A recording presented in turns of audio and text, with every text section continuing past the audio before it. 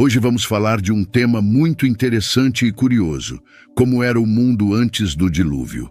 Alguma vez você já se perguntou como era a vida das pessoas que viveram antes da grande catástrofe que mudou a história da humanidade?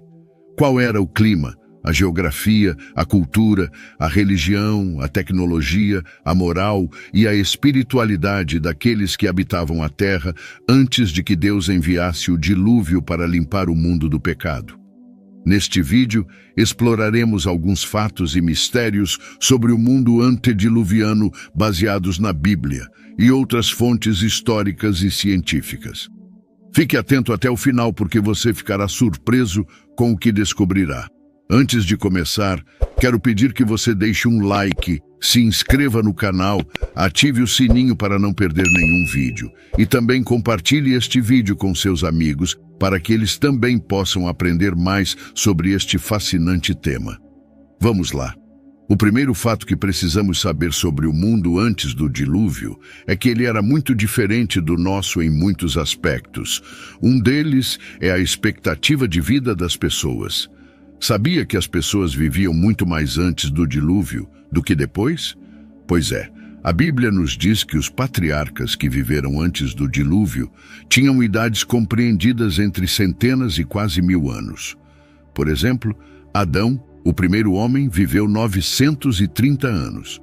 Sete, o filho de Adão, viveu 912 anos. Matusalém, o avô de Noé, viveu 969 anos. O que o tornou o homem mais velho de todos os tempos. E Noé, o protagonista do dilúvio, viveu 950 anos. Mas por que as pessoas viviam tanto tempo antes do dilúvio?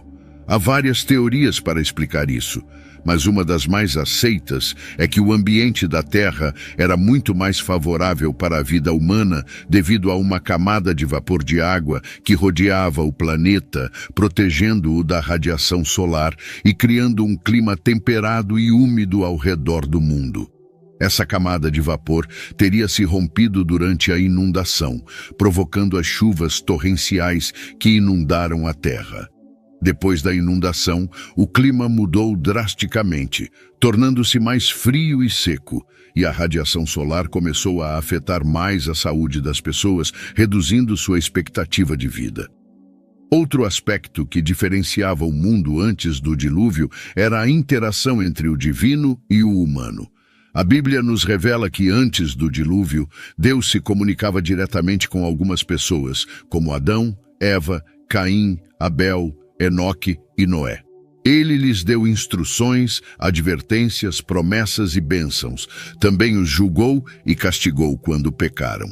Além disso, a Bíblia nos diz que antes do dilúvio houve uma mistura entre os filhos de Deus e as filhas dos homens, gerando uma raça de gigantes chamados Nefilins.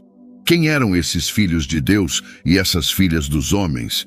E quem eram os Nefilins? São perguntas que geram controvérsia e debate entre os estudiosos da Bíblia. Mas uma das interpretações mais comuns é que os filhos de Deus eram anjos caídos que se rebelaram contra Deus e desceram à terra para ter relações com mulheres humanas, que eram as filhas dos homens. Essa união ímpia produziu os Nefilins, que eram seres híbridos com características humanas e angelicais, que se tornaram famosos por sua força, estatura e maldade. Esses seres teriam sido responsáveis por muita violência e corrupção na terra, provocando a ira de Deus e seu julgamento sobre a humanidade. Mas quem eram esses anjos caídos e por que se rebelaram contra Deus? Para entender isso, precisamos retroceder um pouco mais no tempo, antes da criação da Terra. A Bíblia nos diz que, antes da criação da Terra, existia Deus e ele tinha majestade com seu Filho Jesus. Deus também criou os anjos, que eram seres espirituais que o adoravam e lhe serviam. Entre os anjos, havia um que se destacava por sua beleza, inteligência e poder. Seu nome era Lúcifer, que significa estrela da manhã. Era o querubim ungido que cobria o trono de Deus com suas asas. Era o líder dos anjos e tinha acesso à presença de Deus, mas não estava contente com sua posição e queria ser igual a Deus. Estava cheio de orgulho, inveja e ambição, e convenceu um terço dos anjos a se unirem a ele na rebelião contra Deus. Ele queria tomar o lugar de Deus e ser adorado por todas as criaturas, mas Deus, que é soberano e todo-poderoso, não permitiu que isso acontecesse. Expulsou Lúcifer e aos anjos rebeldes do céu e os lançou à terra. Lúcifer passou a se chamar Satanás, que significa adversário, e os anjos rebeldes passaram a se chamar demônios, que são espíritos malignos que atuam sob o comando de Satanás. Este foi o início da guerra espiritual, que é uma confrontação entre dois reinos, o reino de Deus e o reino de Satanás. Quando Deus criou a terra e colocou nela o homem e a mulher, feitos à sua imagem e semelhança, Satanás viu isso como uma oportunidade para se vingar de Deus e destruir sua obra. Ele considerou a terra seu domínio e viu Adão e Eva como invasores. Usou a serpente, um dos animais mais astutos que Deus havia criado, para enganar a mulher e fazê-la duvidar da palavra de Deus. Ele lhe disse que se comesse do fruto proibido, seria como Deus, conhecendo o bem e o mal. A mulher, seduzida pela mentira de Satanás, comeu do fruto e também o deu ao homem que estava com ela. Eles desobedeceram a Deus e pecaram, perdendo a comunhão com ele e sua inocência original. Também perderam a autoridade que tinham sobre a terra e a entregaram a Satanás, que se tornou o príncipe deste mundo. A partir de então, o pecado entrou na humanidade e trouxe consigo morte, dor, sofrimento, doença, violência, injustiça, opressão e rebelião contra Deus. A história da humanidade se tornou uma história de queda e redenção, de conflito e esperança, de juízo e graça. Um dos primeiros exemplos desta história foi a de Caim e Abel, filhos de Adão e Eva. Eram irmãos, mas tinham atitudes diferentes em relação a Deus. Abel era pastor de ovelhas e oferecia a Deus os melhores animais de seu rebanho como sacrifício. Caim era agricultor e oferecia a Deus os frutos da terra, mas sem a mesma disposição de coração. Deus estava complacido com Abel e sua oferta, mas não com Caim e sua oferta. Isso provocou a ira e os ciúmes de Caim, que não aceitou a correção de Deus e matou seu irmão Abel no campo. Deus, que tudo sabe e é justo, viu o que Caim havia feito e lhe pediu contas. Deus perguntou a Caim onde estava Abel, seu irmão. Caim respondeu com arrogância e falsidade: "Não sei. Sou eu o guardião do meu irmão?" Então Deus disse a Caim: "Que fizeste? A voz do sangue do teu irmão clama a mim desde a terra, e agora maldito sejas tu desde a terra que abriu sua boca para receber de tua mão o sangue do teu irmão. Quando labrares a terra, ela já não te dará sua força, serás fugitivo e vagabundo na terra." Então Caim disse a Deus: "Minha culpa é maior do que pode ser perdoada. Hoje tu me expulsaste da face da terra e me esconderei de tua presença. Serei fugitivo e vagabundo na terra, e será que qualquer que me encontrar me matará." Mas Deus lhe disse: "Não será assim. Se alguém matar Caim, será vingado 7 vezes." E o Senhor colocou uma marca em Caim, para que qualquer que o encontrasse não lhe fizesse mal. Então Caim saiu da presença do Senhor e habitou na terra de Nod, ao leste do Éden. Caim, apesar de ser um assassino e um fugitivo, não ficou sem descendência. Casou-se com uma mulher que provavelmente era uma de suas irmãs ou sobrinhas, pois Adão e Eva tiveram muitos filhos e filhas após Caim e Abel. Caim teve um filho chamado Enoque e edificou uma cidade a qual chamou pelo nome de seu filho. Esta foi a primeira cidade da história e mostra que Caim tinha habilidades construtivas e organizativas. Os descendentes de Caim se multiplicaram e alguns deles se destacaram por seus logros. Jabal foi o pai dos que vivem em tendas e têm gado. Jubal foi o pai de todos os que tocam a harpa e a flauta. Tubal-Caim era um mestre em todos os trabalhos de cobre e ferro, e Naamá foi a única mulher mencionada no linhagem de Caim. Estes descendentes de Caim mostram que a humanidade se expandiu e diversificou com papéis transformados em profissões e a civilização dando seus primeiros passos. Mas também mostram que a humanidade se afastou de Deus e se entregou à idolatria, à violência e à imoralidade. A Bíblia nos conta que Lameque, filho de Tubal-Caim, foi o primeiro polígamo da história, tendo duas esposas, Ada e Zilá. Também foi um assassino que matou um homem por lhe fazer dano e um menino por pisá-lo. Ele se gabava de sua crueldade, dizendo às suas mulheres: "Escutem minha voz, mulheres de Lameque, ouçam minhas palavras, pois matei um homem por me fazer dano e um menino por pisar em mim. Pois Caim será vingado 7 vezes, mas Lameque 77 vezes." Gênesis capítulo 4, versículos 23 e 24. Enquanto isso, Adão e Eva tiveram outro filho chamado Sete, que significa substituto. Eles lhe deram esse nome porque ele veio em substituição de Abel, a quem Caim matou. Sete foi o pai de Enos, que foi o pai de Cainã, que foi o pai de Malaleel, que foi o pai de Jarede, que foi o pai de Enoque, que foi o pai de Matusalém, que foi o pai de Lameque, que foi pai de Noé. Este é o linhagem dos filhos de Deus, os quais caminharam com Deus e o adoraram, se opondo ao linhagem dos filhos dos homens, que se rebelaram contra Deus e o desprezaram. Entre os filhos de Deus, um se destacou por sua fé e obediência: Enoque. A Bíblia nos diz que Enoque caminhou com Deus e que Deus o levou consigo sem que visse a morte. Enoque era o trisavô de Noé e viveu em uma época em que a maioria das pessoas só tinha registros de seu nascimento e seus filhos. Mas Enoque teve um testemunho diferente, o que o fez ser lembrado por sua comunhão com Deus. A Bíblia nos diz que Enoque profetizou sobre o julgamento de Deus sobre os malvados e que agradou a Deus com sua fé. Foi o primeiro homem arrebatado por Deus e é um exemplo de como devemos viver neste mundo, buscando a Deus e fazendo sua vontade. Mas Enoque foi uma exceção em meio a uma geração perversa. A Bíblia nos diz que antes do dilúvio, o mundo estava dominado pela cobiça, maldade e traição, onde as famílias eram campos de batalha e os vizinhos se exploravam uns aos outros. A Bíblia nos diz que a terra estava corrompida aos olhos de Deus e cheia de violência, e que toda a imaginação dos pensamentos dos corações dos homens era continuamente só má.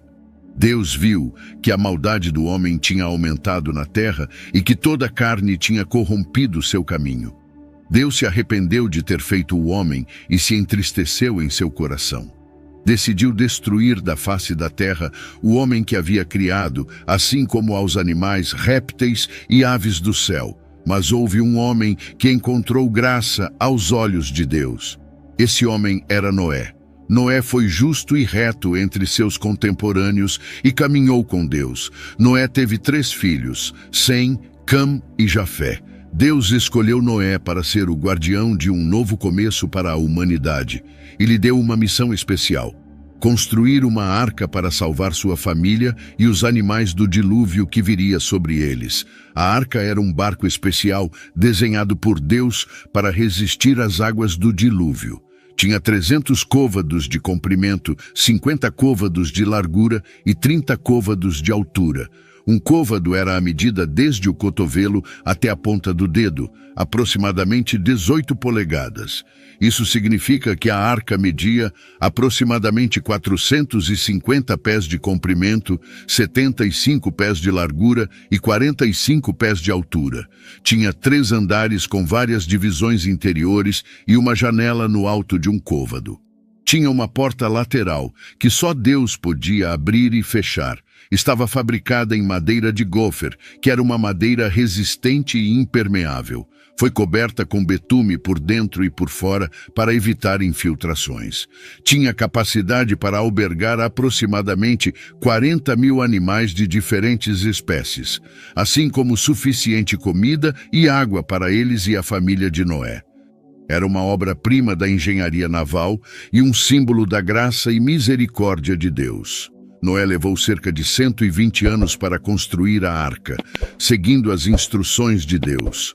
Durante esse tempo, também pregou a seus contemporâneos, advertindo-os do dilúvio vindouro e chamando-os ao arrependimento. Mas ninguém escutou a Noé e continuaram vivendo como se nada fosse acontecer.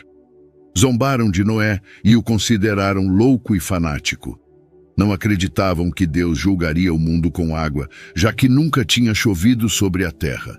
Não sabiam que se abririam as fontes do grande abismo e as janelas dos céus, e que as águas cobririam toda a terra. Não sabiam que o dia do Senhor viria como um ladrão na noite e que seriam pegos de surpresa. Não sabiam que só havia uma esperança de salvação: entrar na arca pela fé. Finalmente chegou o dia em que Deus disse a Noé: "Entra tu e toda a tua casa na arca, porque tenho visto que és justo diante de mim nesta geração. De todo animal limpo tomarás 7 pares, o macho e sua fêmea. Mas dos animais impuros, 2, o macho e sua fêmea. Também das aves do céu, 7 pares, macho e fêmea, para manter viva a semente sobre a face de toda a terra. Porque depois de 7 dias farei chover sobre a terra por 40 dias e 40 noites, e da face da terra exterminarei todos os seres que criei." Gênesis capítulo 7, versículos 1 ao 4. Noé obedeceu a Deus e entrou na arca com sua família e os animais que Deus lhe ordenou. Tinha 600 anos quando o dilúvio caiu sobre a terra. No dia designado por Deus, romperam-se as fontes do grande abismo e abriram-se as janelas dos céus. E choveu sobre a terra durante 40 dias e 40 noites. As águas prevaleceram e aumentaram muito sobre a terra, e a arca flutuava sobre a face das águas. E as águas prevaleceram muito sobre a terra e cobriram todos os montes altos que havia debaixo de todo o céu. 15 côvados acima dos montes prevaleciam as águas, e os montes foram cobertos. E morreu toda a carne que se movia sobre a terra, tanto de aves como de gado, de animais selvagens, de todos os seres que se arrastam sobre a terra e de toda a humanidade. Tudo o que tinha fôlego do espírito de vida em suas narinas, tudo o que estava em terra firme, morreu. Assim foi destruída toda criatura que havia sobre a face da terra, desde o homem até os animais, desde os répteis até as aves do céu. Foram extintos da terra, e só restaram Noé e os que estavam com ele na arca. Gênesis capítulo 7, versículos 11 ao 23. Noé e os que estavam com ele na arca ficaram isolados do mundo por 150 dias, enquanto as águas cobriam a terra. Mas Deus não se esqueceu de Noé e fez soprar um vento sobre a terra, e as águas começaram a diminuir. Fecharam-se as fontes do abismo e as janelas dos céus, e cessou a chuva do céu. E as águas retrocederam sobre a terra, e depois de 150 dias as águas tinham diminuído. E repousou a arca no 7º mês, aos 17 dias do mês, sobre os montes de Ararat. E as águas continuaram a diminuir até o 10º mês. No 10º mês, no 1º dia do mês, apareceram os cumes dos montes. Gênesis capítulo 8, versículos 1 ao 5. Noé esperou outros 40 dias e abriu a janela da arca que havia feito. E soltou um corvo que saiu indo e voltando, até que as águas secassem de sobre a terra. Depois soltou uma pomba para ver se as águas tinham baixado da superfície da terra, mas a pomba não encontrou lugar para pousar o pé, e voltou a ele na arca, pois as águas ainda cobriam a face de toda a terra, e ele estendeu a mão, pegou a pomba e a trouxe de volta para a arca, e esperou outros 7 dias e novamente soltou a pomba fora da arca. E a pomba voltou a ele ao anoitecer, e eis que tinha no bico uma folha nova de oliveira. Assim, Noé soube que as águas tinham diminuído sobre a terra, e esperou ainda outros 7 dias e soltou a pomba, mas ela não voltou mais a ele. Gênesis capítulo 8, versículos 6 ao 12. Então Noé tirou a cobertura da arca e viu que a superfície da terra estava seca. E no ano 601, no primeiro mês, no primeiro dia do mês, as águas secaram de sobre a terra. Noé tirou a cobertura da arca e viu que a superfície da terra estava seca. E no segundo mês, aos 27 dias do mês, a terra estava completamente seca. Então Deus falou a Noé dizendo: saia da arca, tu e tua mulher, teus filhos e as mulheres de teus filhos contigo. Todos os animais que estão contigo de toda a carne, tanto aves como gado, e todo animal que se arrasta sobre a terra, faze-os sair contigo, para que se espalhem pela terra, sejam fecundos e se multipliquem sobre a terra. E saiu Noé, e seus filhos, sua mulher e as mulheres de seus filhos com ele. Todos os animais, todos os répteis, todas as aves e tudo o que se move sobre a terra conforme suas famílias saíram da arca. Gênesis capítulo 8, versículos 13 ao 19. Então Noé edificou um altar ao Senhor e tomou de todo animal limpo e de toda ave limpa e ofereceu holocaustos sobre o altar. E o Senhor percebeu o doce aroma e disse em seu coração: não amaldiçoarei mais a terra por causa do homem, porque a imaginação do coração do homem é má desde a sua infância. Nem voltarei a ferir todo ser vivente como fiz.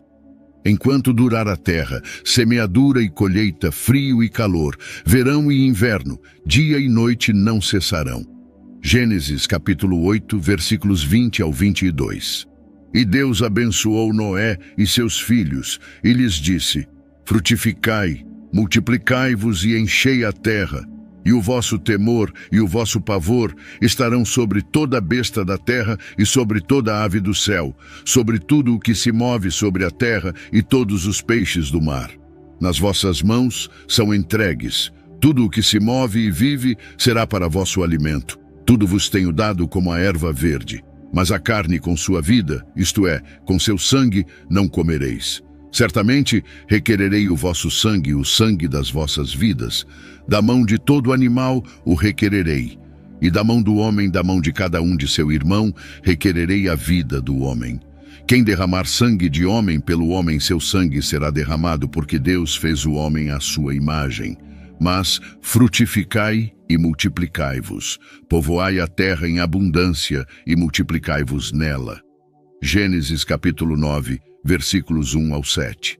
E Deus falou a Noé e a seus filhos que estavam com ele, dizendo: eis que eu estabeleço o meu pacto convosco e com a vossa descendência depois de vós, e com todo ser vivente que está convosco, tanto aves como gado e todo animal da terra convosco, com todos os que saíram da arca, sim, com todo animal da terra, e estabeleço o meu pacto convosco, que nunca mais será destruída toda a carne pelas águas do dilúvio, e que nunca mais haverá dilúvio para destruir a terra.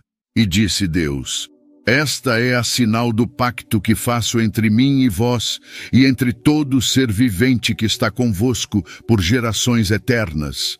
O meu arco tenho posto nas nuvens, e será por sinal do pacto entre mim e a terra. E acontecerá que, quando eu trouxer nuvens sobre a terra, aparecerá o arco nas nuvens.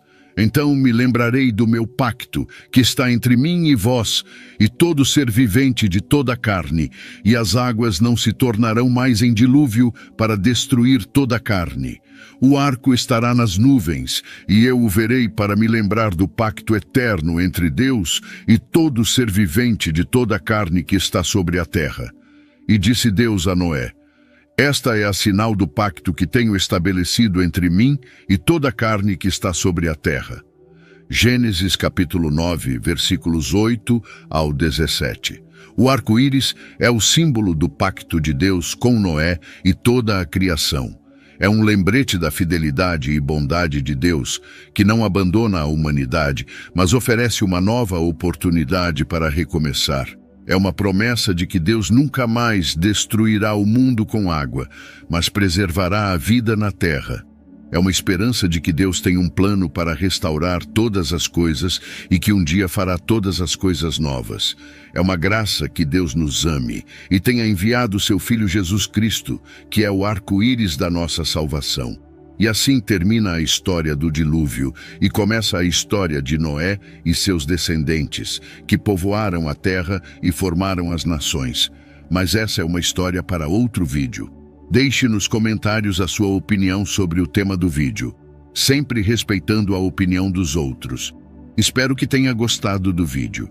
Se este conteúdo foi valioso para você, peço que me apoie com sua inscrição para que não perca nenhum dos nossos próximos vídeos. Compartilhe esse vídeo com familiares e amigos, dê um like e deixe sua opinião nos comentários. Isso faz com que o vídeo alcance mais pessoas. Juntos, podemos iluminar mais mentes e expandir nosso entendimento. Obrigado por estar aqui e que Deus te abençoe.